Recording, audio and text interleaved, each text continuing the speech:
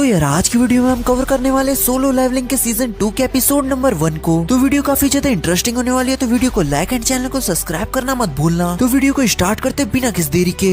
Episode की शुरुआत में हम देखते हैं जिनवू जो कि काफी लंबे फाइट के बाद आराम से सो रहा होता है। तभी जिनवू को उसकी बहन जीना का फोन आता है, जहां उसकी बहन उसे बताती है कि उसे उसके स्कूल टीचर से मिलने आना था। इसके बाद हम देखते हैं जिनवू काफी अच्छे से तैयार वैयार होके जिन्हा के स्कूल पहुंच जाता है। जिन्हा जिनवू की ट्रांसफॉर्मेशन को देख के काफी ज्यादा हैरान हो जाती है, क्योंकि जिनवू काफी ज्यादा चेंज हो चुका होता है। तभी जिन्हा जिनवू से कहती है आखिर तुम हो कौन और तुमने पुराने वाले संग जिनवू के साथ क्या किया। वो कहती है आखिर कोई इंसान इतना बदल कैसे सकता है। इसके बाद हम देखते हैं जिनवू जिन्हा के टीचर से मिलने जा रहा होता है, लेकिन हम देखते हैं वहाँ खड़ी सारी लड़कियाँ अपने जिनवू को देख के उसके ऊपर फिदा हो जाती है। इसके बाद हम देखते हैं जिनवू जिन्हा के टीचर से मिलता है। जिन्हा के टीचर कहती है जिन्हा के ग्रेड्स काफी अच्छे हैं, तुम्हें उसकी चिंता करने की बिल्कुल भी जरूरत नहीं है। जिन्हा इस स्कूल के लिए एक मॉडल स्टूडेंट है और शायद तुम्हें पता होगा उसका गोल एक मेडिकल स्कूल अटेंड करना है और उसके ग्रेड्स भी काफी ज्यादा अच्छे हैं, तो वो अपने गोल को आसानी से हासिल कर सकती है। इसलिए तुम उसके ऊपर किसी भी तरह का प्रेशर मत डालना। इसके बाद जिन्हा के टीचर जिनवू से कहती है तुम एक हंटर हो, तो सोचो कि जिन्हा भी अवेकन हो जाए तो तुम उसे हंटर बनने दोगे। जिनवू कहता है बिल्कुल भी नहीं। आगे फिर जिन्हा के टीचर जिनवू से कहती है अगर तुम्हारे लिए कोई दिक्कत ना हो तो क्या तुम मेरे ऊपर एक एहसान कर सकते हो। तो वो उसे जिन्हा के फ्रेंड हानसोंग को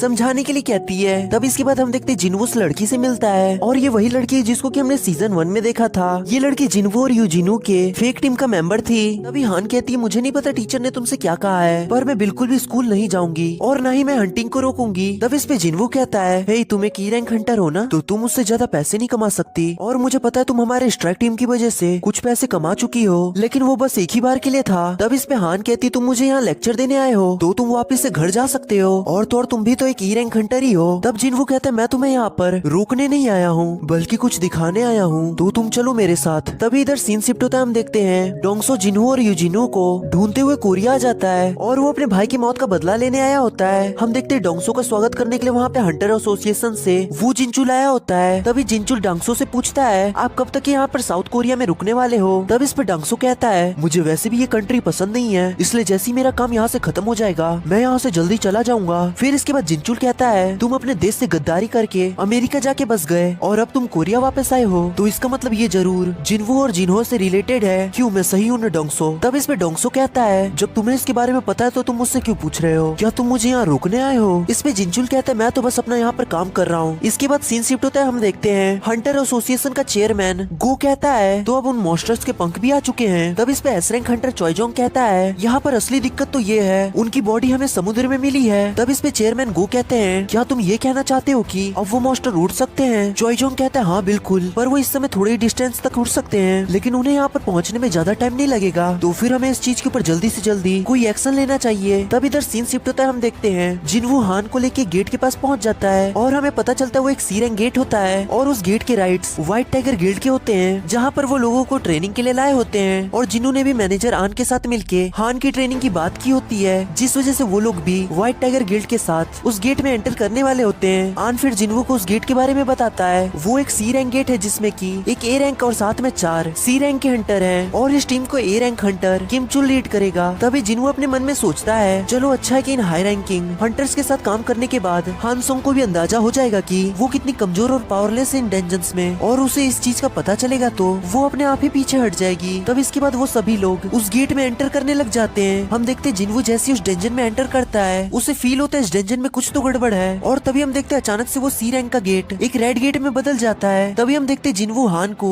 अपने साथ लेके उस गेट से बाहर निकलने की कोशिश करता है, पर वो उस गेट से बाहर नहीं निकल पाते। इसके बाद जिनवू आन से कहता है उसे तुरंत ही स्ट्राइक टीम को इसके बारे में इन्फॉर्म करना चाहिए, और इसके बाद हम देखते हैं वो गेट जिनवू को अंदर खींच लेती है। तब हम देखते हैं आन इसके बारे में व्हाइट टाइगर गिल्ड के लीडर योनहो को इसके बारे में इन्फॉर्म करता है। ये न्यूज सुन के वो भी काफी ज्यादा हैरान हो जाता है। इसके बाद सीन शिफ्ट होता है। हम देखते हैं हंटर्स की तरफ वो सभी लोग एक अलग ही जगह पे पहुंच जाते हैं, जहाँ पर चारों तरफ बर्फ ही बर्फ रहती है और वहाँ पर किसी को भी कुछ समझ में नहीं आ रहा होता कि आखिर यहाँ पर हुआ क्या, और वो लोग जिस गेट से एंटर किए थे वो भी अब डिसअपीयर हो चुकी है। तभी किमचुल कहता है तुम लोगों में से अब तक तो कुछ लोगों को पता चल गया होगा कि हम लोग रेड गेट के अंदर हैं। तभी हान पूछते आखिर ये रेड गेट क्या है। तब इस पे जिनवू कहता है रेड गेट एक बहुत डेंजरस गेट है जो कि आपको एक ऐसी डेंजन में लेके जाता है जिसका कि बाहरी दुनिया से कोई लेना देना नहीं होता, और हम यहाँ से तब तक के नहीं निकल सकते जब तक के हम इस डेंजन के बॉस को नहीं हरा देते या फिर डेंजन ब्रेक हो जाए और इस रेड गेट में बाहर से हमारी मदद करने कोई भी अंदर नहीं आ सकता। और यहाँ के मॉन्स्टर काफी ज्यादा खतरनाक होते हैं। तभी हम देखते हैं हान के ऊपर किसी ने एरो से अटैक कर दिया होता है, पर जिन्वो उस एरो को अपने हाथ से पकड़ लेता है, पर हम देखते हैं उनका एक हंटर उस एरो से मर जाता है। तभी हमें दिखाया जाता है ये सब अटैक आइस एल्फ्स ने किया होता है, जो कि वहाँ उन लोगों को खत्म करने आए होते हैं। तभी जिन्वो ध्यान देता है कि आइस एल्फ्स काफी ज्यादा चालाक है, क्योंकि उन लोगों ने सबसे पहले उन पर अटैक किया जो लोग बहुत ही ज्यादा वीक हैं, पर वो लोग वहाँ से तुरंत ही चल जाते हैं क्योंकि वो लोग सेंस कर चुके थे जिन्वो कितना ज्यादा पावरफुल पर्सन है। तभी किमचुल कहता है सभी लोग मेरी बात को ध्यान से सुनो, अब तुम सभी को पता चल चुका है कि हम रेड गेट के अंदर हैं, तो मैं ध्यान रखूंगा सभी सही सलामत वापस पहुंच जाएं, पर मैं ऐसा कोई भी प्रॉमिस नहीं करने वाला जिसे मैं पूरा न कर पाऊं। हमें कई महीनों तक यहाँ पर इंतजार करना पड़ सकता है इस डेंजन ब्रेक के लिए, और ये भी जरूरी नहीं है कि हम उस समय तक सरवाइव कर पाएं, और हमें यहाँ पर बी रैंक या उससे भी ज्यादा हायर रैंक के मॉन्स्टर्स का सामना करना होगा। तो इसलिए मैं उम्मीद करता हूँ कि तुम सभी मेरे जैसे हाई रैंकर का ऑर्डर फॉलो करोगे, क्योंकि इसी तरह तुम सभी बच सकते हो,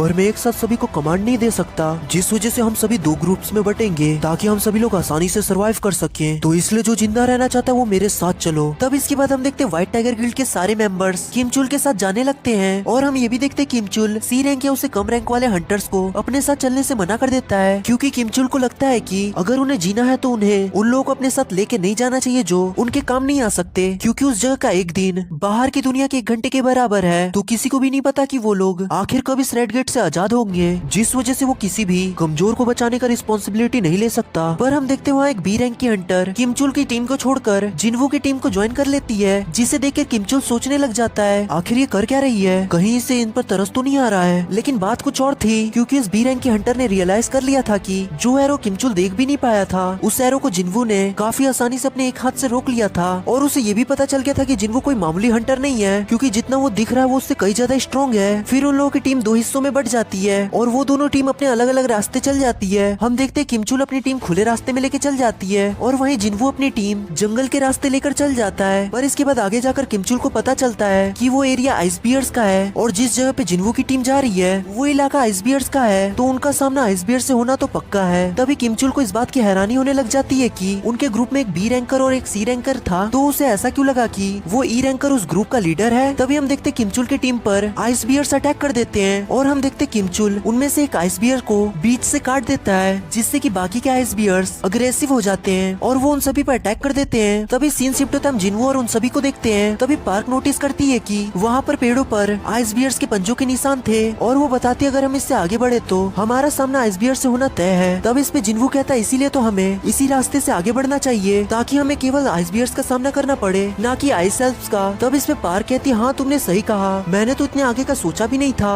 जिसके बाद वहाँ ठंड होने की वजह से जिन्वो अपने सिस्टम की इन्वेंट्री से सभी के लिए गर्म कपड़े निकालता है, और जिन्वो की ये एबिलिटी देख के वो सभी लोग काफी ज्यादा शॉक हो जाते हैं, क्योंकि किसी भी हाई रैंकिंग हंटर्स के लिए 2 या 3 से ज्यादा आइटम्स को स्टोर करना पॉसिबल नहीं होता। तब इस पे हान कहती तुम हो कौन। तब इस पे जिन्वो कहता है मैं तुम्हें इस जगह पे लेके आया हूँ, तो ये मेरी पूरी रिस्पॉन्सिबिलिटी है कि मुझे तुम्हें सेफ रखना है, बस रिटर्न में मैं यही चाहता हूँ कि तुम मुझसे कोई भी सवाल ना पूछो। और यही सेम चीज वो वहाँ बाकी हंटर से भी कहता है। तभी उन लोगों के सामने एक आइस बियर आ जाता है, और तभी जिन्वो उस आइस बियर से लड़ने के लिए अपने टाइटल को चेंज कर देता है। तभी सीन शिफ्ट होता है, हम गेट के बाहर का सीन देखते हैं, जहाँ पर व्हाइट टाइगर गिल्ड का लीडर उस गेट को देखने आया होता है, और उसे इस बात की उम्मीद होती है कि ए रैंक हंटर किमचुल कुछ बी रैंक हंटर्स को बचाकर जरूर बाहर लेके आएगा। तभी हान उसे जिन्वो के बारे में बताता है, जो कि इस गेट में एंटर हुआ है, और उस हंटर पर काफी समय से उनकी नजर भी थी। योनो ये सब सुन के काफी ज्यादा हैरान हो जाता है। वो पूछता है आखिर कौन है वो और उसकी रैंक क्या है। वो बताता है कि वो एक ई रैंक का हंटर है। फिर हान जिन्वो की रैंक बताता है, वो एक ई रैंक का हंटर है, और वो ये भी कहता है कि वो श्योर है जिन्वो की रीअवेकनिंग हुई है। जिस पर योनो पूछता है क्या तुम श्योर हो। तब इस पे हान कहता है इस बात का कंफर्मेशन अभी तक नहीं मिला है। फिर इस पे योनो कहता है फिर तो अब सारा भरोसा किमचुल पर ही है। तभी हम देखते जिन्वो को ढूंढते ढूंढते वहाँ पर डोंगसो आ जाता है। तभी डोंगसो को देखकर योनो कहता है आखिर तुम मेरे एरिया में यहाँ क्या कर रहे हो, तुम तो अमेरिका में थे ना। तब इस पे डोंगसो कहता है तो अच्छा ये तुम्हारा एरिया है, तो चलो मैं तुमसे एक क्वेश्चन पूछता हूँ। आखिरकार तुमने 2 मेंबर्स जो कि तुम्हारे गिल्ड के मेंबर्स भी नहीं है, उन्हें इस गेट में जाने की परमिशन कैसे दे दी। और वो उससे कहता है मैं जिन्वो को ढूंढते ढूंढते यहाँ पर आया हूँ, पर मुझे नहीं लगता कि वो इस रेड गेट से बाहर भी आ पाएगा। तब इधर हम दूसरी तरफ जिनचुल को देखते हैं, वो अपने मन में कह रहा होता है जिन्वो सच में तुम बहुत ही लकी हो, क्योंकि अब इस रेड गेट की वजह से डोंगसो तुम्हारे साथ नहीं लड़ सकता। पर सबसे बड़ा सवाल क्या तुम इस रेड गेट से बाहर भी आ पाओगे। तभी गेट के अंदर का सीन दिखाया जाता है, जहाँ पर जिन्वो अकेले वहाँ काफी सारे आइस बियर्स को हरा दिया होता है। जिसके बाद हम देखते हैं उस उस ग्रुप के सभी मेंबर्स आग जलाकर बियर के मीट के साथ पार्टी कर रहे थे। इसके बाद जिन्वो वहाँ से निकलकर अकेले ही पूरे आइस बियर्स के झुंड से लड़ने के लिए चला जाता है। तब जिन्वो उन आइस बियर से लड़ने के लिए अपने शैडो सोल्जर्स को समन कर लेता है और वो सभी शैडो सोल्जर्स उन सभी आइस बियर्स के साथ लड़ना शुरू कर देते हैं। हम देखते फाइट करते करते कुछ शैडो सोल्जर्स मरने के बाद रीजनरेट हो जा रहे थे, लेकिन इस वजह से जिन्वो का माना भी काफी तेजी से घट रहा था। तभी उन सब आइस बियर्स को हराने के बाद एंट्री होती है आइस बियर्स के लीडर की। हम देखते वो जिन्वो के सभी शैडो सोल्जर्स को मार देता है और हम देखते इस समय जिन्वो का पूरा माना खत्म ही हो चुका होता है और इस पॉइंट पे जिन्वो अपने शैडो सोल्जर्स को रीजनरेट नहीं कर सकता। तब जिन्वो अपने सबसे ताकतवर सोल्जर इग्रिस को भेजता है और हम देखते आइस बियर कुछ करता ही तब तक कि इग्रिस उस आइस बियर की हालत काफी ज्यादा खराब कर देता है। तब वो आइस बियर अपनी पावर को इकट्ठा करने लगता है इग्रिस के ऊपर अटैक करने के लिए, पर हम देखते उसके अटैक करने से पहले इग्रिस एक ही बार में उसकी गर्दन को उड़ा देता है। हम देखते इग्रिस को फाइट करते हुए देखकर जिन्वो अपने मन में सोच रहा होता है अगर उस समय इग्रिस ने अपनी स्वॉर्ड छोड़ी नहीं होती तो इस समय मैं पक्का जिंदा नहीं होता,